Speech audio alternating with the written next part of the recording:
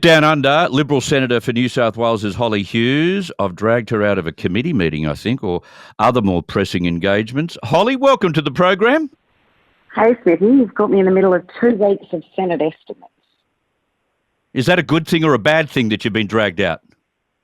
Well, I'm not complaining. Not complaining. You are honest. We do 14 hours a day in a room without windows, so it's very nice to stay for a little bit. That's inhumane. Well, we've got 2 weeks of it. Family-friendly hours. Seriously. I want to talk to you about a number of things. The Greens have jumped into bed with Labor in supporting the Indigenous Voice to Parliament bill. I can only imagine what goodies they brokered in the deal. Do you have any idea what was part of this deal to jump on board? No, I don't think it's a surprise, though, that the Greens have jumped with Labor on this, as well as some of the crossbenchers. We're not going to stand in the way of the referendum going ahead. We think it's important that Australians get to have their say. But it's certainly emboldened the Prime Minister to not look at reviewing the language at all. He's leaving executive government in there, which there is still debate over whether or not that is going to have a significant impact on the machinery of government, and are we going to see a slowing down of the ability to actually legislate things because of the requirement to consult this voice, which will be enshrined in the Constitution. If it does have a negative impact, there's no going back once it's in. So it's something Australians need to be very, very mindful of, that this government is feeling very bolshy and pushing ahead with very contentious language. But it's almost arrogant to think that you can still get it across the line when I know so many wavering people who could go either way, which is why I call them wavering, who just don't see the point or the fairness or the equity in a group of people made up of the voice having direct, I guess, connection to the executive of government. You know, if you took that away, maybe he doesn't get, the Liberal Party, the Conservative Party's on side with this, but boy, oh boy, he could take a lot of those who are wavering with him. Well, I think it would help to clarify what the intent of this is, and I think that's one of the big issues underlying it, why there is a very soft vote for it, and I think why you're seeing the trends in the polls. The yes vote is trending downwards at quite a pace, and the no vote is trending upwards. So it's certainly not going, I think, the way the yes campaigners would want it to. And I think to anyone who is wavering out there, my message to you would be, if you don't know, vote no. Because this isn't a little change, this isn't a tinkering, this is a fundamental shift in our Constitution. And the way that it is at the moment is basically, Australians, we're all equal, but some are just more equal than others. Some are going to get more of a say than others. So, I have not at any stage seen anything that's made me change my mind. Yeah, and for all those sports fans who've seen their administrations, that is the administration running your favourite code, go with the yes vote, you probably should realise that the way to go is to go to the no side, because they wouldn't know what they're talking about. They see this, Hollie, as a symbol of inclusion, and it's way more complex than that, isn't it? It's incredibly complex, and I think the fact that it is a constitutional change. As a Liberal Party, we've always been very comfortable with constitutional, recognition within the Constitution, but particularly within the preamble of the Constitution, of the fact that there were Aboriginals here when the British came to Australia. But this is a completely separate proposal. This is going to fundamentally change how government operates, who needs to be consulted, what voices need to be listened to. What's really interesting, I'm here in Canberra. You go to Welcome to Country and there's, the Ngunnawal and the Ngambri people. So there's 2 different tribes here in Canberra. You look at the Ngambri people's website and they refer to the Ngunnawal as usurpers. So which voice would we listen to in that situation? Because, yes. Indigenous Australians don't actually have a unified voice. So there's no clarity at all as to what voices would be listened to. And I think any of us have had experience in public policy and seen, particularly around Indigenous policy, how it works. It tends to be driven by inner city elites who think they know best, making decisions and putting in place these programs that actually never do anything to deliver for Indigenous communities, particularly in remote areas. Yeah, that's a good point. Peter Dutton, your leader, has made the point that this is re-radicalising the nation. Explain that to us. Well, I think, what Peter's getting to is that it's going to divide the nation.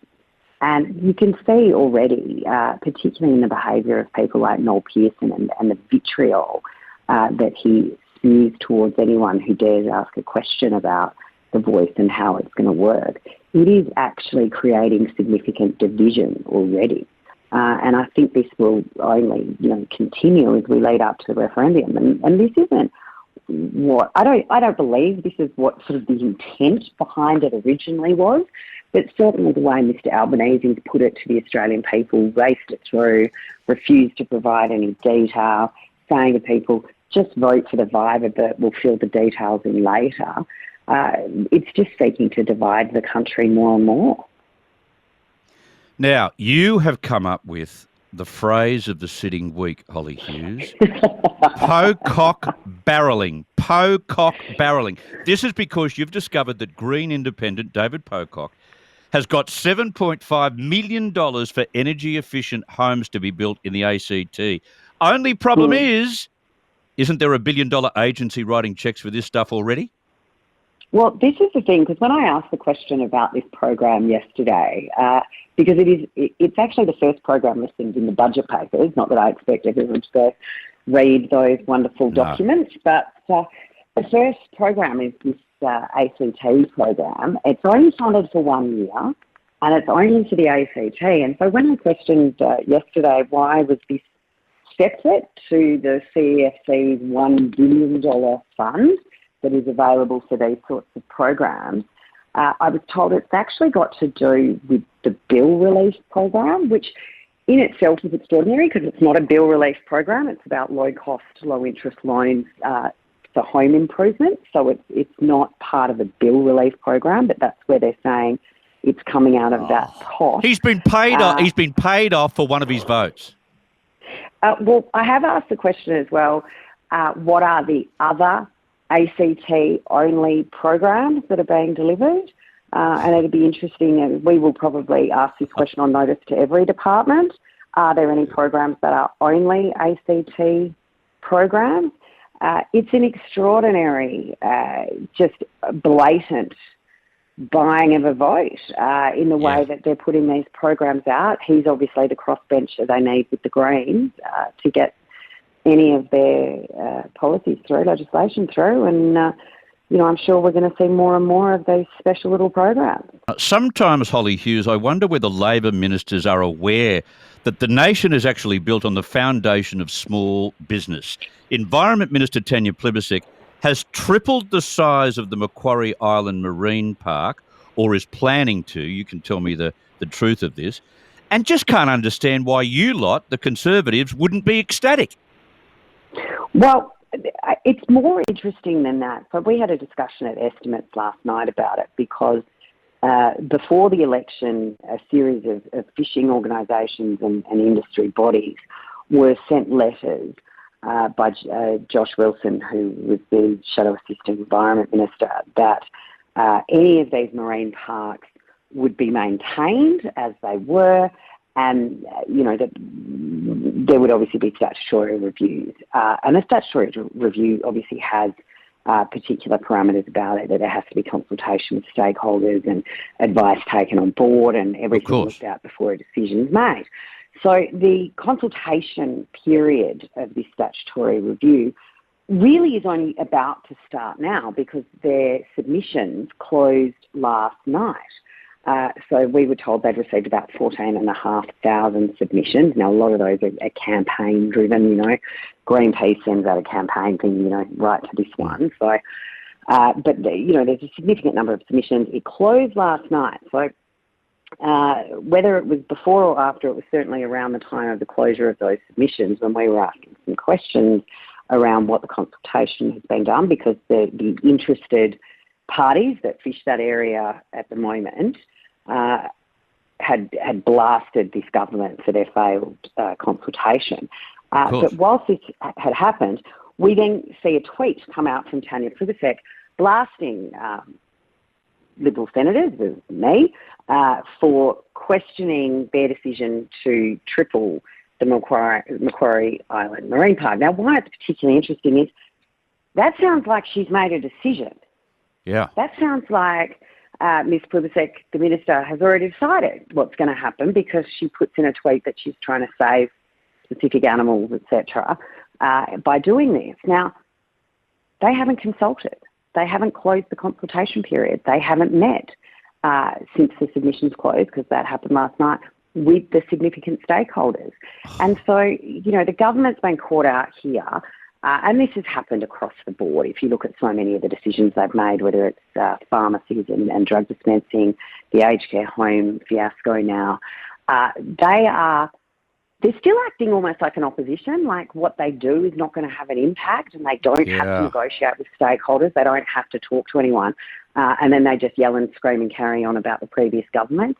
They haven't quite realised they are the government, and the decisions they make have real impacts on businesses, on families and communities, you know, going into the future. But this is we're seeing this all across the board. The consultations are just not existing. They've introduced this safeguard mechanism, which kicks off in just a couple of weeks, but they're now talking about a 12 to 18-month review for industries that have been caught up in that compete globally, so are competing with countries that don't have a carbon tax.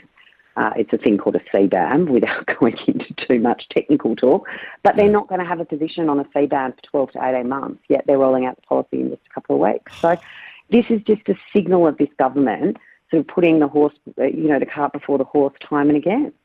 Yeah, and you know, they're building big changes into our economy as they're going. And, you know, these things have to be really carefully considered, because the consequences can be dire.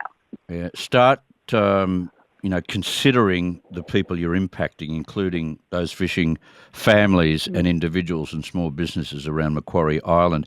Now, this was always going to happen, Hollie. At least 23 aged care homes in Australia have shut their doors.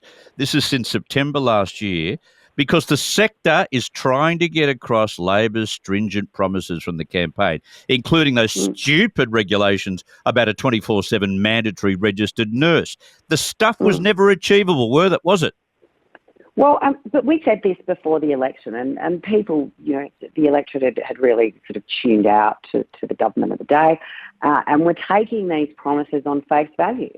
And it was, for anyone who's had any experience in this sector or looked and seen the worker shortages, labour shortages across the country in so many areas, but especially in areas like aged care and a shortage of nurses, anyone could have told you that this was impossible.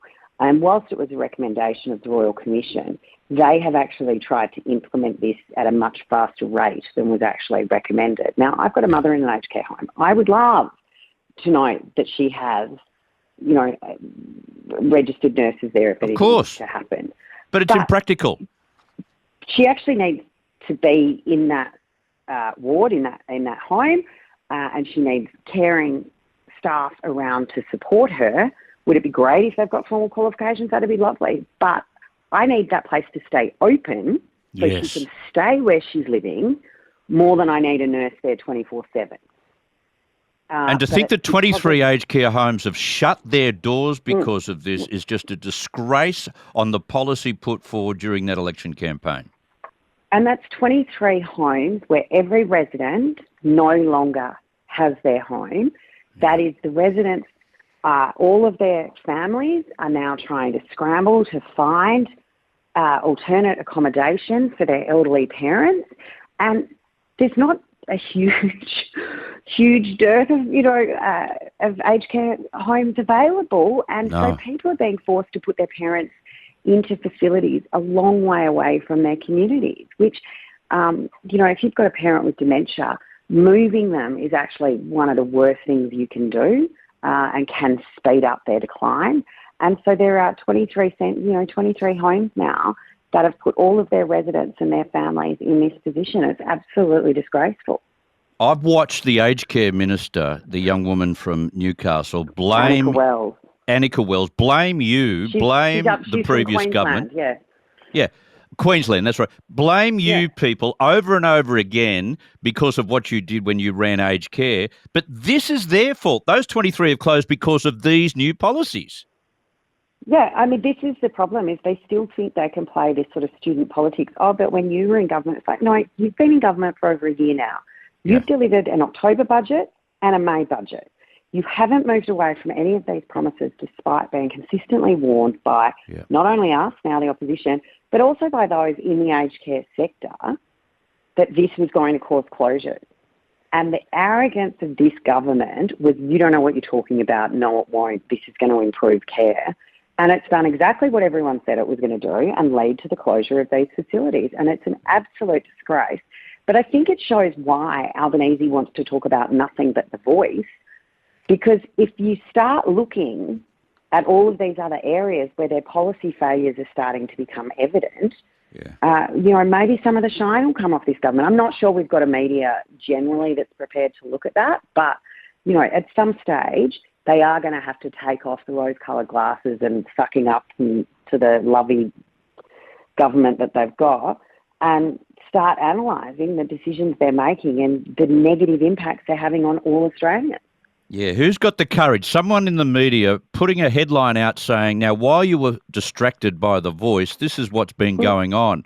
And start at aged care and work your way down because it's a disgrace. Absolutely. Yeah, you've got to run. Absolutely. I've got to run. Thank you so much for your very valuable time on a Tuesday. Thank you. Talk to you next week. Thanks, Smithy. Good on you.